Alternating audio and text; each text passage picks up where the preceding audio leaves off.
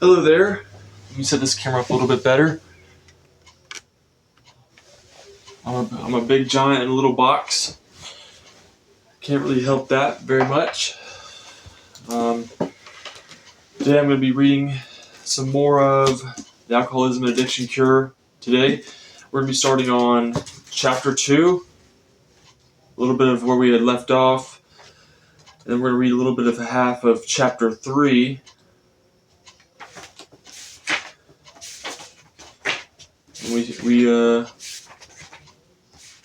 We stopped at the self-punishment syndrome. So we're going to read a little bit about the self-punishment syndrome. And we're going to go ahead and get right into it. So, the Alcoholism and Addiction Cure, the self-punishment syndrome. The following story about Carla is a good example of how core issues always underlie dependencies. Carla, a beautiful 22-year-old girl, was dependent on alcohol and drugs and regularly cut herself. She was completely cured of cutting herself before she left Passages. Her cure began when I told her why she was doing it. I explained to her that from a very young age, we learn how to make things right for ourselves.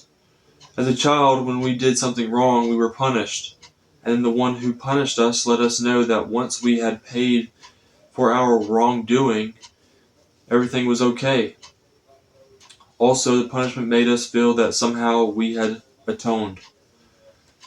So that's sad, because we've all probably seen or witnessed, not directly, but I've been through a McDonald's drive-thru and saw someone who had cut marks on her arm, and so that generally just makes people sad, and those people who do those kind of things get the greatest care and help.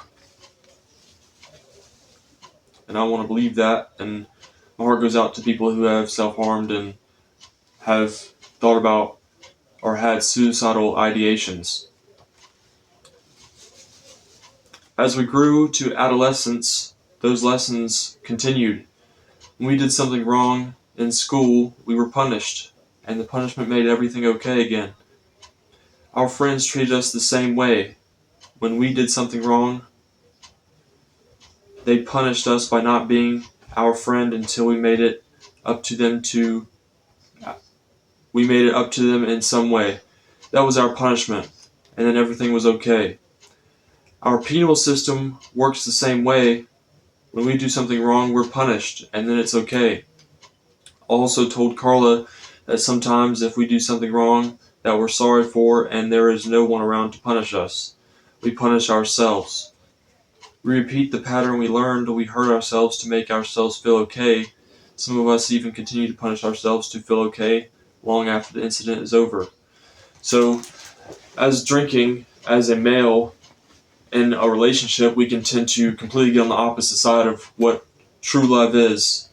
I'm not going to talk about love in a sense, but our addiction and our substance abuse of alcohol can deter us from treating someone the way we would if we weren't using. We repeat the pattern we learned. We hurt to punish ourselves to feel okay after a long incident is over. So we repeat the way we had reflected on who we were as alcoholics or substance abuse users, and then we change that completely to care for someone if we ever do get back in a relationship. So some of us even continue to punish ourselves to feel okay long after the incident is over. So one thing that you can feel when you are an alcoholic user is you can get overly jealous for no reason. And that's a common tendency in men. They just feel bad for a while, and once they have atoned in some way or vowed never to do it again, they don't feel as if they have to keep punishing themselves. Some people, however, carry the hurt around and keep punishing themselves for many years, particularly those who feel they are responsible for having seriously hurt another in some way. These individuals may have completely forgotten the original incident, but the punishment continues, and their dependency on substances and aberrant behavior begins as a way to punish themselves so they can once again feel okay. I knew from the treatment team that Carla had done something to someone years before that she believed had resulted in that person committing suicide. Carla was still suffering because of it, so I asked her why she was cutting herself. "I don't know," she replied. "Does it hurt?" "Yes, and I'm afraid because recently I've been feeling as if I want to cut more deeply with the razor blade." "Carla," I told her, "you're doing this to make yourself feel good." "That's stupid." She immediately exclaimed, "How do you feel after you cut yourself?" I asked. "What do you mean?"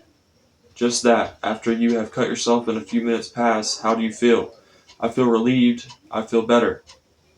So, oftentimes we want to point out the finger and say that somebody's doing something for attention, and we might not even know why someone's hurting, and that could be a scream or cry out, and we wouldn't even realize it before it was too late, or to when it got to a further extent of more self-harm or even suicide. Well, think about that answer in the light of what I said about cutting yourself to make yourself feel good. Remember what I told you about how we learned from an early age to make things okay. She thought about what I had said for a few minutes. I sat quietly and held her hand. Then she smiled. I could see the realization dawning on her that she was really punishing herself so she could feel good. I then did something that's been magically effective in cases like hers. I said, "Carla, I forgive you for what you did all those years ago." She was startled. "Can you do that?" "I not only can," I assured her, "I've just done so."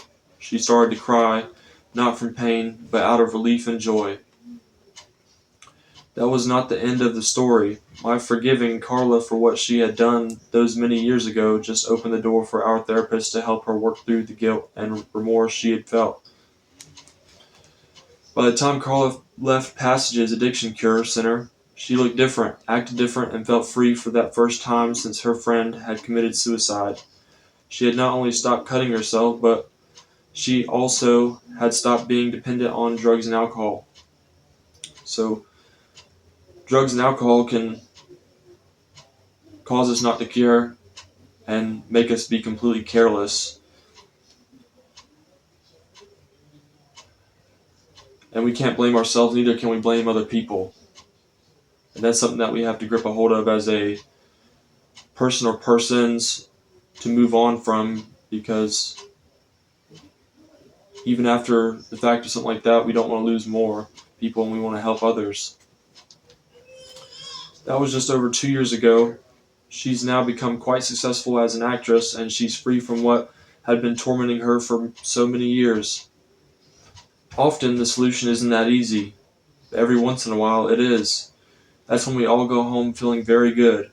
The treatment centers that Carla had been in before she came to Passages had been treating her for alcoholism, addiction, and mutilation as if they were the problem, when they were only symptoms of the problem. Although it seems like the obvious thing to do, no one had ever thought to explore or uncover the why behind her behavior. So again, I want to remind everybody who may be watching this video or will watch it to try and keep a steady breath while you're listening or tuning in. Dependence, tolerance, and withdrawal. Before we move forward on our healing journey, it's important to establish some basic definitions and understand some basic terminology. First, through prolonged use of certain drugs that have addictive qualities, we can develop a dependency on those drugs. Just like a dependency on those drugs is just like a dependency to have less concentration, and that's the importance about reminder of that you're still here and that you're important to the world because you matter. So among these are alcohol, morphine, cocaine, methadone, amphetamines, nicotine, heroin, oxycodone, such as Oxycontin, Percodan, and Percocet. Hydrocodones such as Vicodin and Lorcet. So, Those are some drugs that people have struggled with and that have gotten addicted to, and there's a cure for that. Barbiturates such as Nimbutal and Seconal, and benzodiazepines such as Xanax and Valium.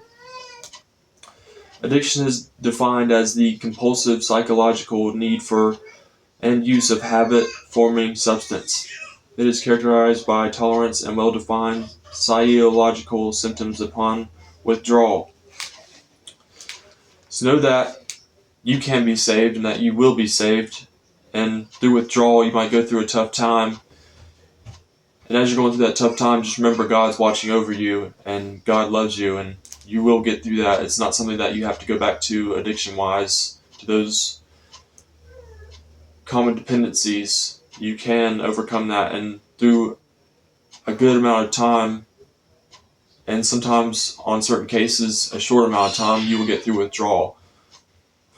So all addictive drugs produce a reward system in the brain, and the greatest reward is talking to someone and having counseling and therapy, and that's going to help you get through all your withdrawal symptoms.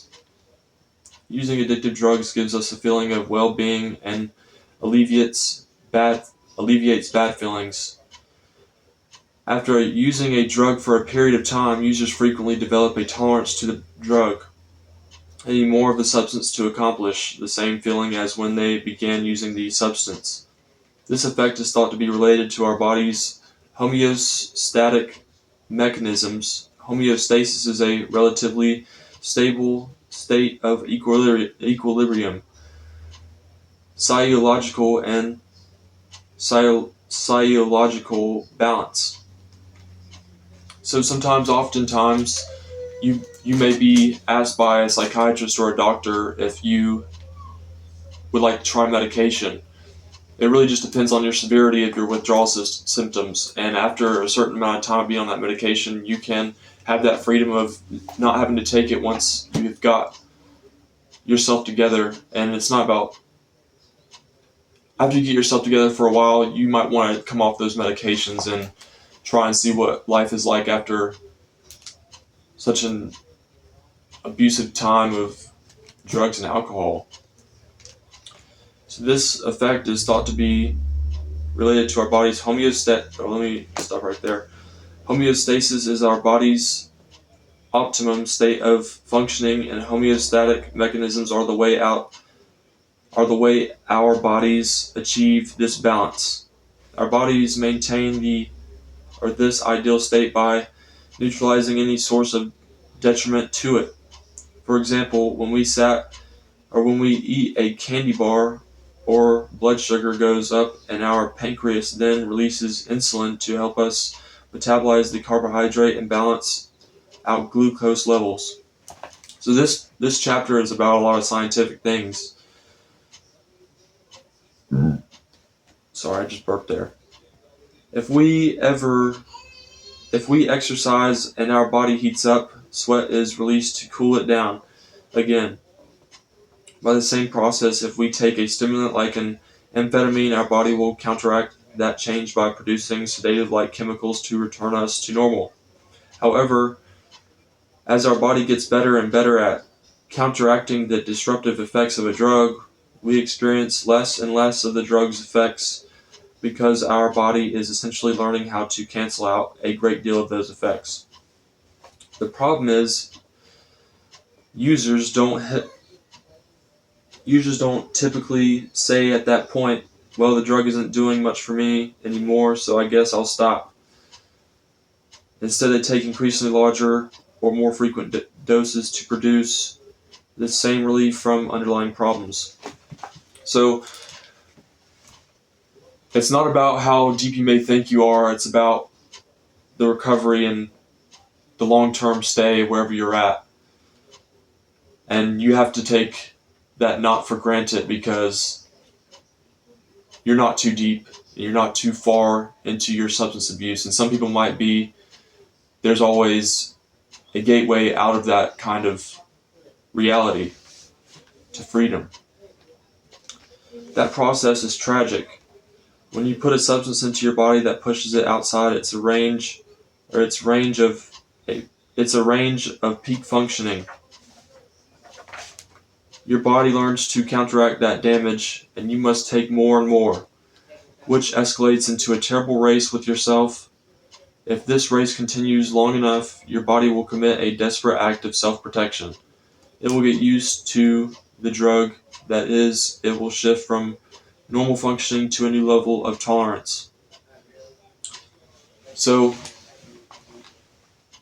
I want to say that if you're in recovery or a recovering addict and you were self-damaging while using alcohol or any other drugs and listening to music, which was another counter effect from freedom, I want to encourage to listen to calming music and Christian music. That's something that I used to do a whole lot. I don't do it much of anymore because I'm not in that withdrawal state, but that's really good for you, and that will help you along your journey. Different addictive drugs have different withdrawal symptoms. They can include nausea, watery eyes, dizziness, fainting, muscle spasms, seizures, bone aches, muscle aches, headaches, intestinal cramping, runny nose, loss of appetite, insomnia, goosebumps, sweating, hallucinations, irritability, diarrhea, tremors, panic, chills, paranoia, anger, convulsions, heart palpitations, rapid breathing. And so what I had said in the previous video is that there was a person out there who was so far gone that he thanked God almost every day. And it's good to, he would drop on his knees and thank God every day. And it's good to do that because God will grant you that sense of freedom and what he gives you with your life. He will grant you that swaller. He'll grant you that swaller of water every single day when you acknowledge him or acknowledge God. A few weeks of abstinence from the drug is usually enough for the withdrawal symptoms to pass, but after the withdrawal symptoms end, we'll experience a return of the symptoms of the underlying condition, which the drug was masking. If those underlying conditions aren't treated, the return of those symptoms may cause us so much discomfort that we'll go back to using addictive drugs or alcohol to obtain relief. That's the primary reason there is such a high rate of relapse among people who have become dependent on alcohol and addictive drugs.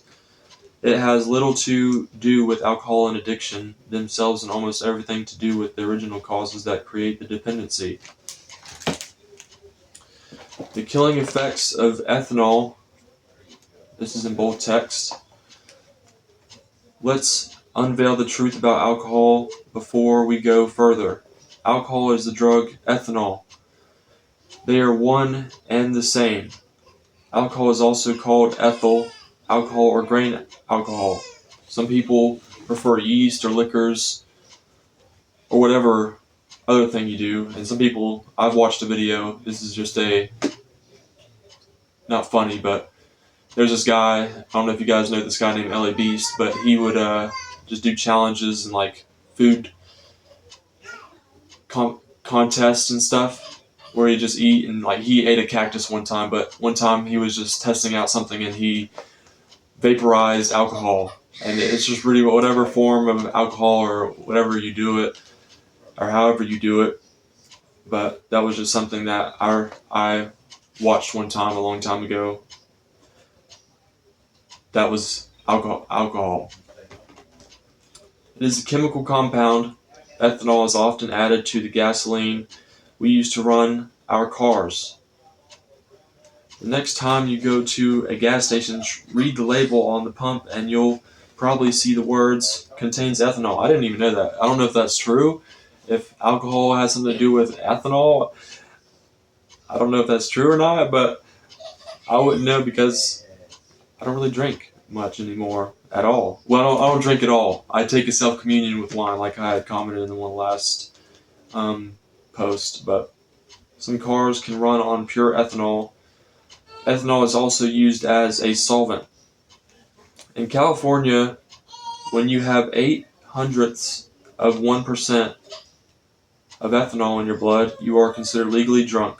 Okay, so that's what that meant. I'm not the smartest, I'm not the brightest out of the bunch.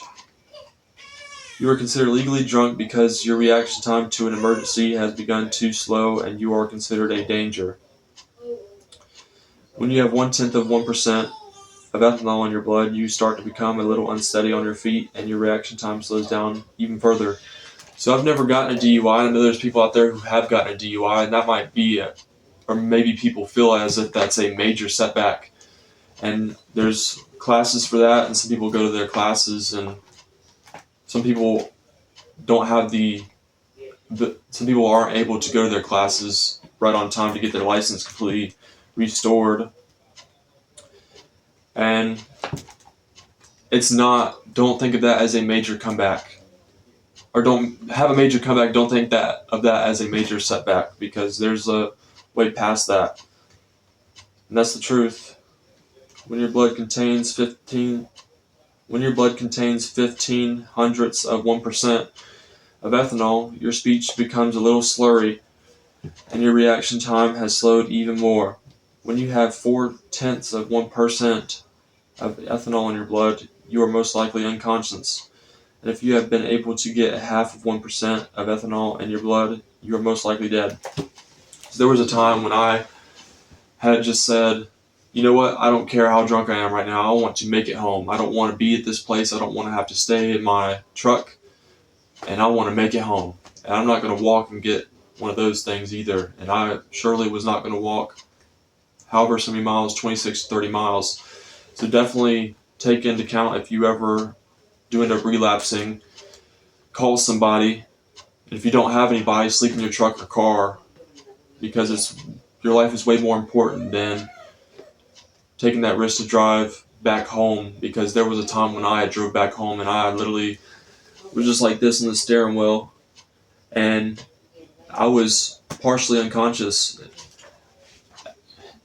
I was legally blind, and it's not something to joke about, it's not funny, but actually, if you are watching this and you do end up relapsing from somewhere out there, call a friend or stay or sleep in your truck, because that's very important. Your life is important. So my speech became a little slurry, and my reaction time had slowed down even more.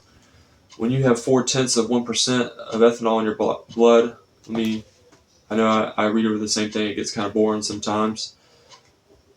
And it's all scientific. Just don't drink. Don't drink. Stop drinking. But also take into account that you are recovering, and that's important. So the scientific part is kind of boring, and some people like hearing about it, and some people don't. So I'm gonna just. This is the scientific chapter.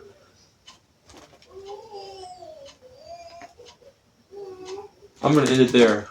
And that's going to be our read for the day. My biggest advice to anyone out there who may be listening or is recovering from alcohol, make sure you listen and take advice from whomever else is with you in person. That's very important. And it may be easy to not look at someone directly in the eye or have eye contact with them, but know that you are worthy of that kind of relationship with somebody. And love yourself more than you love that person, because yourself and you are important. And you are loved. Know that you are loved, and know that you are loved, and be good to yourself. And that's all I got for today. I appreciate whomever may be listening. You're worthy, and you rock. Love you guys. Thank you for listening, and hope everybody has a great day. And to the people who try and discourage people from getting sober and want to get mad at me because I'm telling the word and telling the story and trying to spread that sobriety among others, I have no respect for you. And I don't have any respect for those people. and I want to encourage you to do better because I know you can. Thank you guys. Love you.